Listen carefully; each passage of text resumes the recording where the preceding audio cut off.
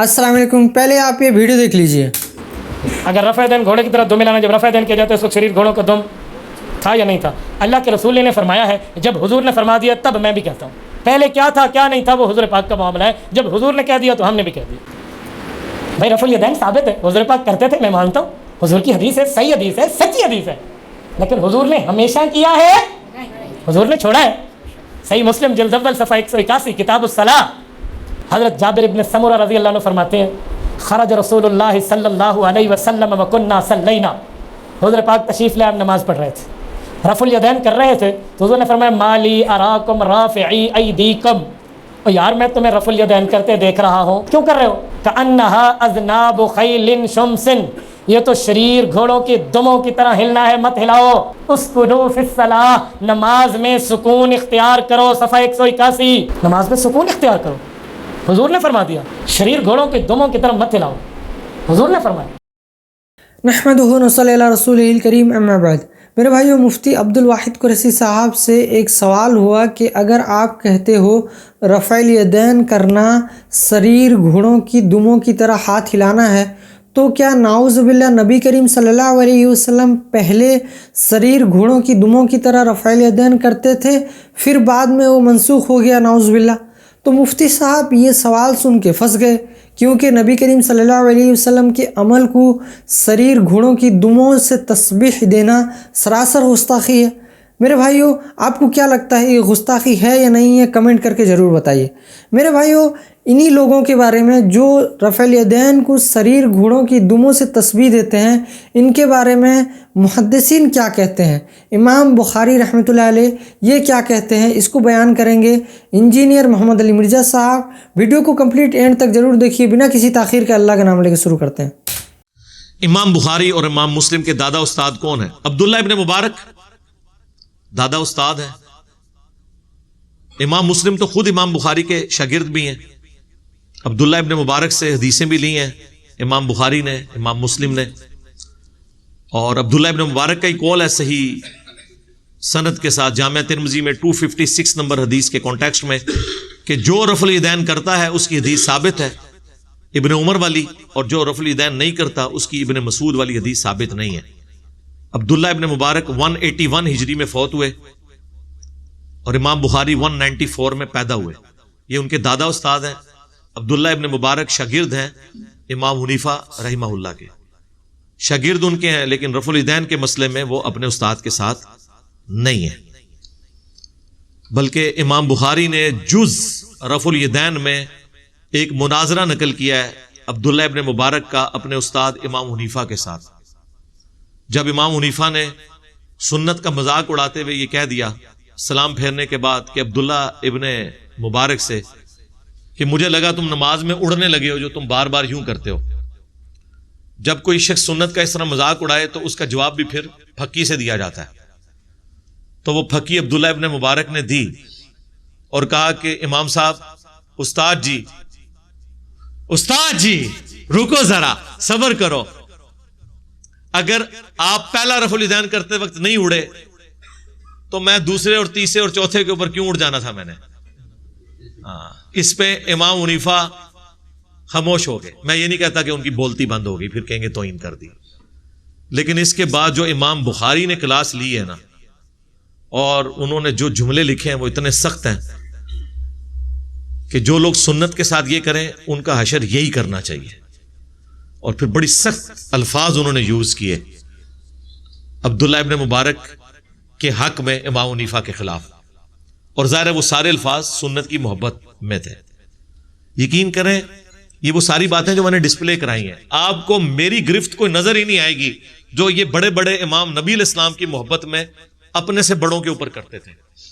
यानी घोड़ों की दुमों वाली हदीस जब हनफियों ने पेश की तो जुज़ रफ़ुल यदैन में इमाम बुखारी ने लिखा कि जो लोग घोड़ों की दुमों वाली हदीस रफ़ुल यदैन पे लगा रहे हैं, मुस्लिम शरीफ की हदीस, वो तो सलाम फेरते हुए अल्फाज हैं कि जानों पे हाथ रखो और यूं यूं ना करो, और दुम हिलती भी यूं है, ऐसे ऐसे नहीं हिलती। घोड़ा यूं यूं दुम लाता है, इनका घोड़ा शायद ऐसे ऐसे लाता हो। तो इमाम बुखारी ने कहा कि जो ये हदीस रफ़ुल यदैन पे लगा रहे हैं उन्हें डर जाना चाहिए कि अल्लाह का अजाब ना उन पर आ जाए। اور سورہ النور کی انہوں نے آیت نقل کر دی کہ جو رسول اللہ کی مخالفت کرتے ہیں وہ ڈرتے نہیں کہ اللہ کا عذاب آ جائے ان پر. امام بخاری نے کہا کہ انفیو اللہ سے ڈر جاؤ تم پر اللہ کا عذاب نہ آ جائے کہ تم گھوڑوں کی دموں والی حدیث لگا رہے ہو. ابھی امام بخاری کو تو یہ پتہ ہی نہیں تھا کہ انہوں نے بعد میں وہ بت رکھنے والی بھی لگانی ہے. اس پہ تو امام بخاری نے کوئی اس سے بھی سخت آیت ڈھونڈ کے تو ان کے اوپر لگانی تھی. اب انفیوں کے گلے کا یہ کانٹا بنی ہوئی ہے. وہ کہتے ہیں نہیں جی وہ جز رفع الیدین تو امام بخاری سے ثابت ہی نہیں ہے. جناب کلمی نسخے موجود ہیں اس کتاب کے پوری اسناد کے ساتھ. مکتبہ ظاہریہ کی وہ سلطان ظاہر تھے ایک مسلمانوں میں بہت بڑے ایک سلطان گزرے, انہوں نے اپنی لائبریری بنائی تھی. اسی میں شیخ البانی بھی پڑھتے رہے. نیچے دکان تھی گھڑیاں ٹھیک کرنے کی, ان کے ابو کی چابی ان کے پاس ہوتی تھی. فالتو وقت کے اوپر بیٹھے رہتے تھے. کرتے کرتے اللہ نے اتنا علم دیا کہ محدثین کے استاد بن گئے. ہے وہ گھڑی ساز تھے یعنی انجینئر, ہاں کوئی مدرسے سے نہیں تھے پڑھے. پھر بعد میں خیر انہوں نے جو ظاہر عربی ان کی اپنی نیٹو لینگویج تھی تو محدث اعظم سعودیہ عرب بن گئے وہ البانیہ سے آ کے. اور مفتی اعظم سعودیہ بن باز کہا کرتے تھے کہ اس نیلی چھتری کے نیچے البانی سے بڑا کوئی حدیث کا عالم نہیں ہے. اس دور کا امام بخاری انہیں کہا گیا شیخ البانی کو. جس طرح ہم عجم میں شیخ زبیر صاحب کو کہتے ہیں نا, تو عرب دنیا میں شیخ البانی کو اللہ نے ان سے اتنا بڑا کام لیا. تو وہ مکتبہ ظاہریہ کی باقاعدہ کلمی نسخے والی جز رفع الیدین ہے جس پہ شیخ زبیر صاحب نے تحکیم لگا کے مکتبہ اسلامیہ سے پرنٹ کی ہے, جو ہماری ویب سائٹ ahlsunnatpak.com پہ اس کا PDF رکھا ہوا ہے. تو وہ ثابت ہے. شروع میں انہوں نے پوری بحث کی ہوئی ہے اس کے اوپر. اور امام بخاری نے کیا کمال, پہلے تو اس کا مقدمہ لکھا ہے کہ یہ ان لوگوں کا رد ہے, یہ اس مجہول شخص کا رد ہے جس نے اجمیوں کی حدیث کی ناواقفیت کی وجہ سے رفع الیدین نہ کرنے کی بدعت ان میں جاری کر دی. میں اس شخص کے خلاف یہ کتاب لکھ رہا ہوں کہ جن بچاروں کو عربی نہیں آتی تھی, حدیثوں کا پتہ نہیں تھا, ان اجمیوں کو یعنی نان عربز کو, یعنی ہم لوگ اس زمانے میں بھی عربی رفع الیدین کرتے تھے کیونکہ وہاں پہ مکے مدینے سے دین آیا ہوا تھا اور اجمیوں کے پاس دین پہنچا تھا گوالوں کے ذریعے. تو خالص دودھ تو بھینس کے نیچے سے ملتا ہے, ہاں گوالا تو ملاوٹ کر کے دیتا ہے. اسی لیے دیکھیں یہاں لوگ کہہ رہے ہیں منسوخ ہو گیا, اور ادھر امام کعبہ اونچی امین بھی کہہ رہا ہوتا ہے, رفع الیدین بھی کہہ رہا. انہوں نے بھی دسو نا جا کے جنہاں کو چندے کھاندے ہو ریال لے کے کہ چھڑ دیو منسوخ ہو گیا. وہ کہیں گے اچھا تانوں خبر پہنچ گئی, سانوں تو اتنے بھی نہیں پہنچی آ تک. سرکار ادھر بھی وہی خبر ہے جو ادھر ہے, کیونکہ کتاب سعودیہ کے چینل پہ بھی بخاری مسلم ہی پیش کر رہے ہوتے ہیں اور ہمارے ٹیبل پہ بھی بخاری مسلم ہے اور تمہارے مدرسوں پہ بھی بخاری مسلم ہے. تم عمل نہیں کر رہے, یہ تمہاری 2 نمبری ہے. کتابیں تو اپنی جگہ موجود ہیں, چاہے عجم کا مسلمان ہو چاہے عرب کا. تو وہ شیخ زبیر صاحب کی پوری تحکیم کے ساتھ وہ موجود ہے. اس کے سٹارٹ میں آپ دیکھیں کتنے سخت الفاظ ہیں امام بخاری کے, یہ اس مجہول شخص کا رد ہے. اب وہ شخص کون ہے؟ بعض کہتے ہیں یہ امام حنیفہ کے اوپر انہوں نے اتنے سخت جملے بولے ہیں, بعض کہتے ہیں ابراہیم نخعی کے اوپر بولے ہیں.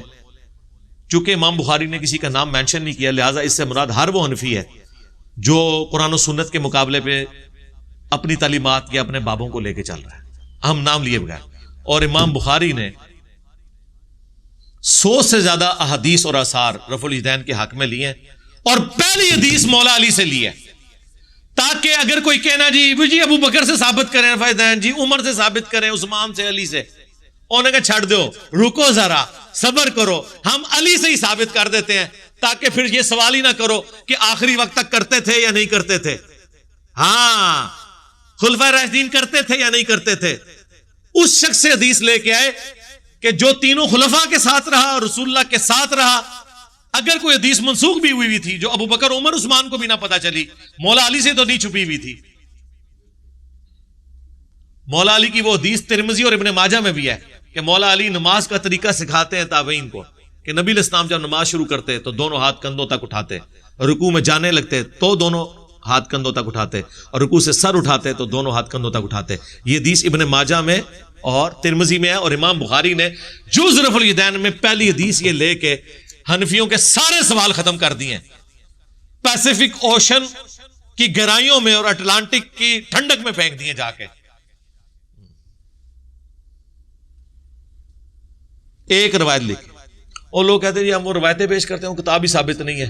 اور یار جو لوگ بخاری مسلم کی رفع الیدین کی حدیثیں نہیں مانے ہوئے ہیں, ان سے آپ نے جز رفع الیدین کی حدیثیں منوانی ہیں امام بخاری کی کتاب کی.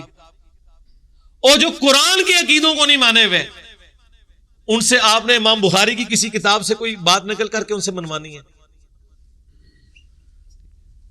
لیکن پھر بھی ہمارے کلمہ کو بھائی ہیں, نمازیں ان کے پیچھے پڑھیں, چندے ان کو دیں, یہ آپ کو مسجد سے نکالیں تب بھی پیچھے پڑھیں, تاکہ آپ خاموش دعوت کریں سنت انشاءاللہ. سجدوں والا رفع الیدین نبی الاسلام نے کبھی کیا کبھی چھوڑا نہیں جی. ہمارے نزدیک کوئی صحیح سند سے نبی الاسلام سے ثابت نہیں ہے. شیخ البانی نے ایک حدیث کو صحیح کہا ہے سنن نسائی کی, وہ قتادہ کی تدلیس کی وجہ سے ضعیف ہے. ہم اس کو جواز کی حد تک مانتے ہیں. حضرت انس بن مالک کا عمل جز رفع الیدین میں آیا ہے کہ انہوں نے سجدوں کے درمیان رفع الیدین کیا تھا. میں بھی کبھی کبھار کر لیتا ہوں, تو لہذا آپ کو اس کا جواب مل گیا. جو حنفیوں کا اعتراض ہے یہ بالکل غلط ہے. اس کی وجہ سے باقی 4 رفع الیدین ایسے ہیں جن کے اوپر اجماع ہے اہل سنت کی کتابوں کا. نماز شروع کرتے وقت, ہر دفعہ رکوع میں جاتے ہوئے, ہر دفعہ رکوع سے اٹھنے کے بعد, اور 2 رکعتوں سے اٹھنے کے بعد. باقی جو رفع الیدین ہیں وہ اختلافی ہیں. ان کی وجہ سے یہ کیوں ختم کر رہے ہیں آپ؟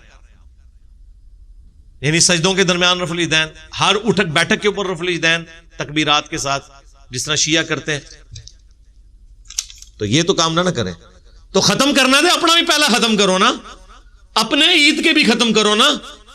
ہاں, اپنے دعائے قنوت سے پہلے والا ختم کرو نا, اگر پہلے کے سوا سارے جو ہیں وہ ختم ہوئے ہیں. اور کیسے کیسی 2 نمبر انہوں نے نیت سکھائی بھی ہے عید کی, کیا کہتے ہیں 6 زائد تکبیروں کے. کیسے 2 نمبر رہے, کیا کرو 6 زائد تکبیروں کے مال رفع الیدین کے. ہاں, ان تکبیرات کے ساتھ رفع الیدین نہیں کرتے کیا؟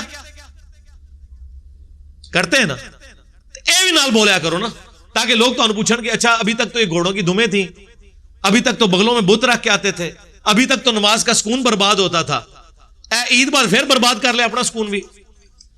تو انو اللہ نے برباد کیتا ہے سنت دی نفرت دی وجہ. امام بخاری نے جڑی بدواواں تو دیتی ہیں نا جز رفع الیدین بالکل صحیح دیتی ہیں.